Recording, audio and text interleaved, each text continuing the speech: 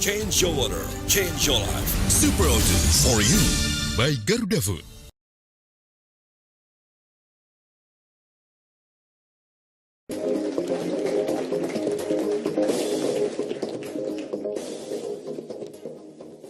Pemirsa, kita bertemu kembali di Indonesia Lawyers Club. Pekan ini tiba-tiba isu bahwa rokok cukainya akan dinaikkan menjadi 50.000 ramai sekali di mana-mana, di sosial media, bahkan di media mainstream. Banyak yang protes, tapi banyak pula yang pro.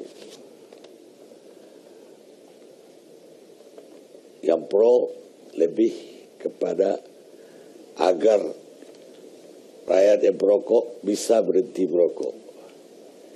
Kata yang perokok, nggak mungkin dia bisa berhenti merokok dengan menaikkan harga 50.000. Bahkan ada yang mensinyalir ini akan menyebabkan banyak rokok lintingan atau bahkan rokok palsu akan beredar.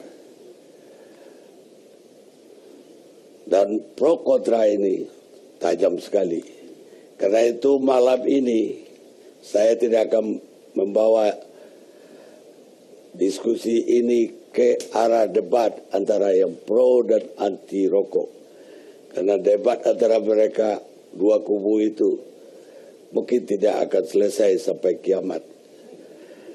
Yang satu bilang itu merusak kesehatan, yang satu bilang tidak, kakek saya meninggalnya umur 90 masih merokok. Yang umur 30 gak merokok mati gitu. Jadi gak ada akhirnya. Yang ingin kita tahu malam ini adalah karena ini dihubungkan lagi dengan kebijakan pemerintah. Semua tahu bahwa negara kita lagi defisit. APBN terpaksa dipangkas. Karena rencana pendapatan 1.500 lebih triliun ternyata masuk sampai bulan ini baru 600 triliun. Tax amnesty yang dicanangkan dengan target 165 triliun, 165 sampai bulan ini masih mencemaskan. Sehingga banyak memperkirakan mungkin dapatnya cuma separuh. Dan itu artinya bakal defisit. Sementara utang negara sudah di batas plafon. Artinya nggak bisa kita tingkatkan lagi. Seketika saja hasil penelitian dari UI ini menjadi diumumkan. Ini diam-diam ada rencana pemerintah mau menjadikan cukai 50.000, yang artinya rokoknya bisa berharga 70.000 atau malah lebih. Dan itu tentu saja untuk kalangan bawah.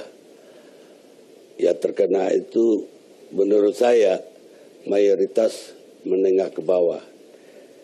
Karena menengah ke atas sudah berhenti merokok. Kalau mau merokok lebih mahal lagi sigar rokoknya. 300.000 per batang. Bahkan sampai 3 juta. Ada 3 juta.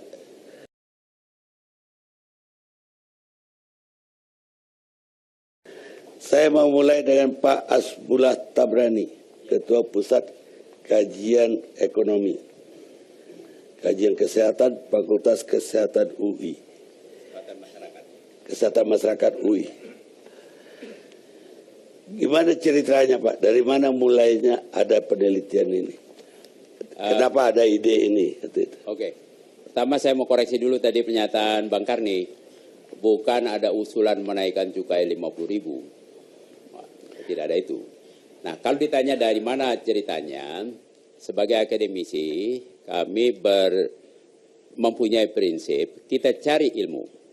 Ini juga tempat ilmu ini, majelis taklim ini. Kita cari ilmu, itu tugas akademisi. Setelah kita cari ilmu, kata Nabi, balighu anni walau ayah, sampaikan. Nah, kami sampaikan, karena ilmu yang kami peroleh akademisi, kami sampaikan di sebuah jurnal, namanya Jurnal Ekonomi Kesehatan Indonesia. Setelah kami sampaikan, tentu ada kontroversi. Ada yang mau terima, ada yang tidak. Silahkan, tapi tugasnya disampaikan. Prinsip dasarnya, kalau Anda tahu jalan ini berbahaya, misalnya rokok berbahaya, mau konsumsi silahkan. Ya, itu prinsip dasar. Kalau prinsip hukum, kalau nggak salah kan, siapa berbuat, dia bertanggung jawab. Tapi kalau Anda merokok menyebabkan ada hal-hal lain, maka Anda bertanggung jawab.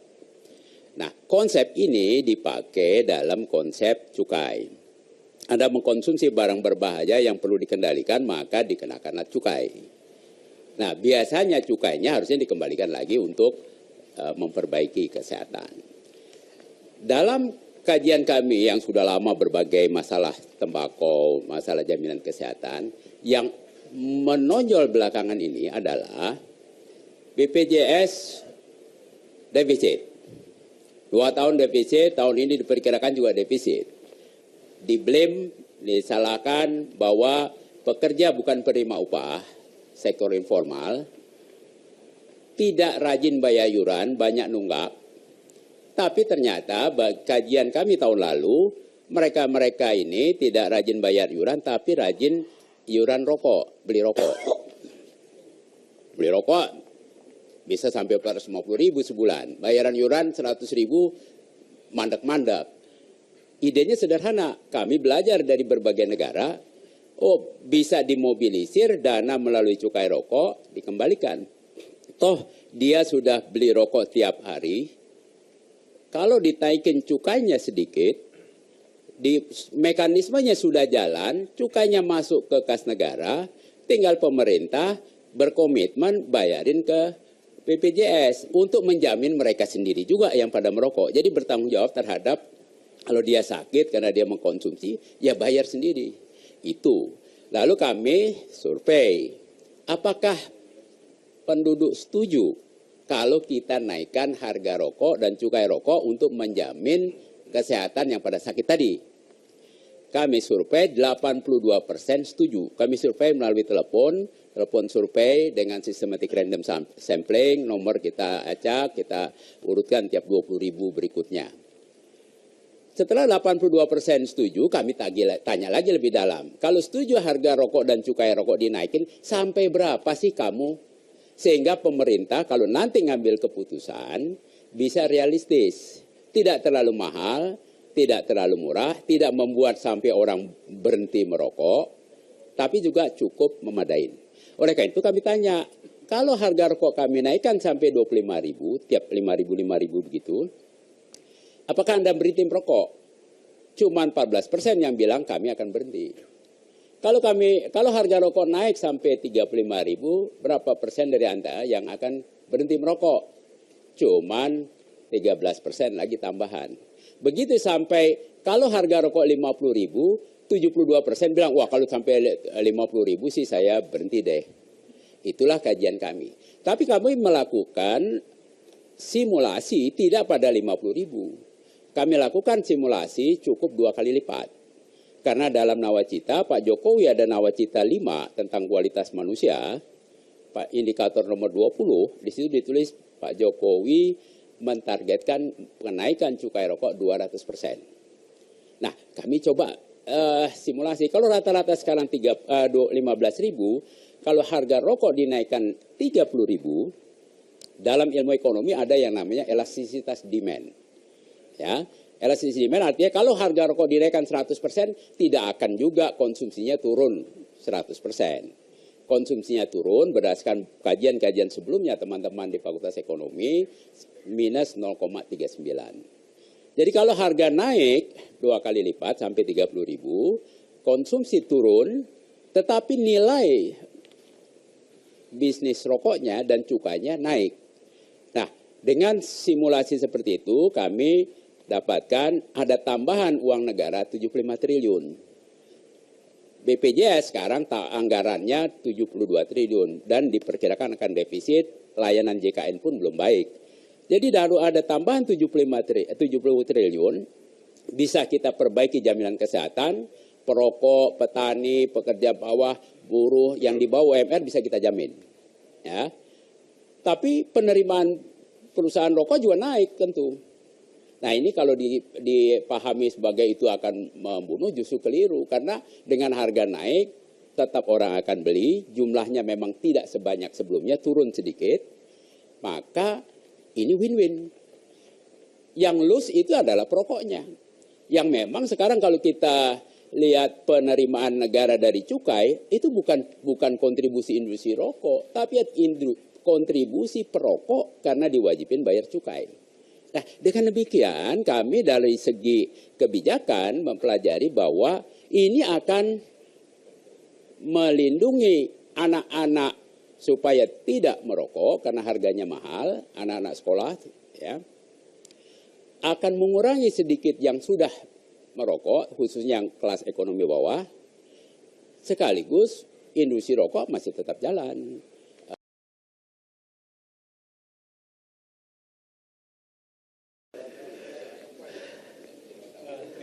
Pak Karni atas waktunya. Assalamualaikum warahmatullahi wabarakatuh. Jadi begini, ketika sejak kemarin sebetulnya sudah beberapa minggu ya ada pemberitaan tentang risetnya, surveinya Prof. Hasbuoh itu tentang kira-kira kenaikannya berapa gitu orang supaya berhenti merokok gitu. Nah, cuman setelah itu hoak kembali bermunculan gitu loh, bahwa harga rokok akan 50.000. Kita nganggapnya hoak, bahwa itu berita bohong lah 50.000 itu. Gitu. Nah, kalau cukai 50 harganya jadi berapa? Kalau cukainya 50.000 ya hampir 87,5. Iya, 87,5.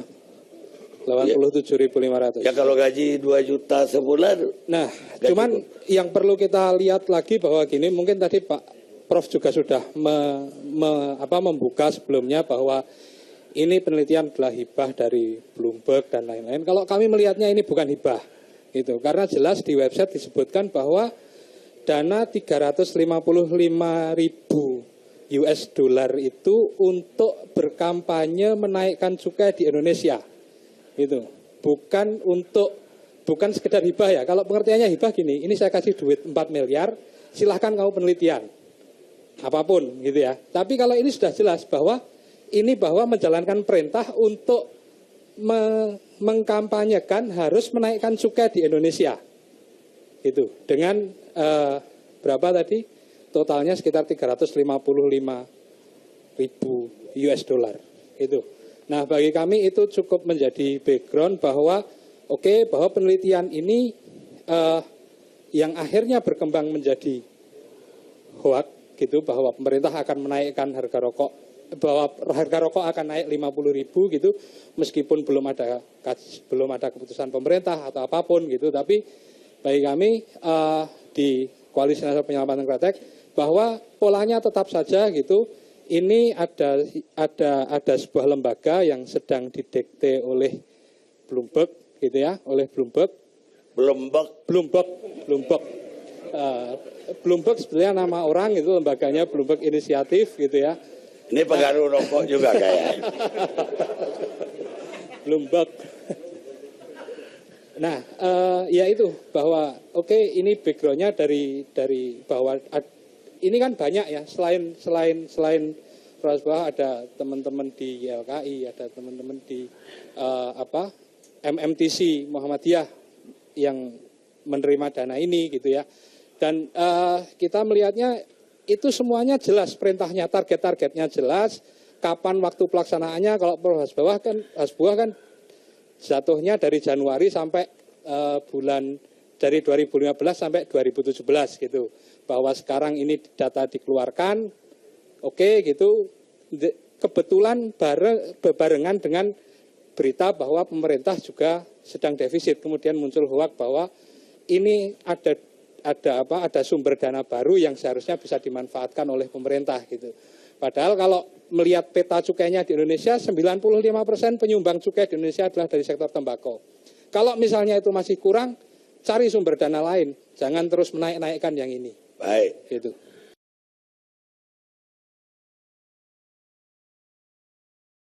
Pak Nurtantio Wisnubrata, Ketua Asosiasi Petani Tembakau Indonesia. Ya, terima kasih. Assalamualaikum warahmatullahi wabarakatuh. Tentu tidak ada yang gratis dalam pemberian dana Bloomberg ini, karena mereka juga punya target ke depan, yang targetnya ini pasti tidak mungkin untuk merugikan mereka, pasti untuk menguntungkan mereka. Kami punya pemikiran bahwa ada apa di belakang ini. Saya khawatir ini adalah perang dagang internasional, yang mereka tentu ke depan sangat sabar dan sangat jeli bahwa keuntungan di depan itu sudah di depan mata.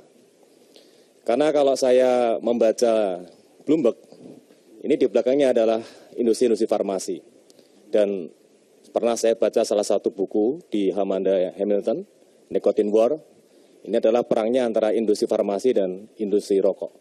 Dan industri farmasi sekarang ini mengeluarkan yang namanya NRT atau Nicotine Replacement Therapy.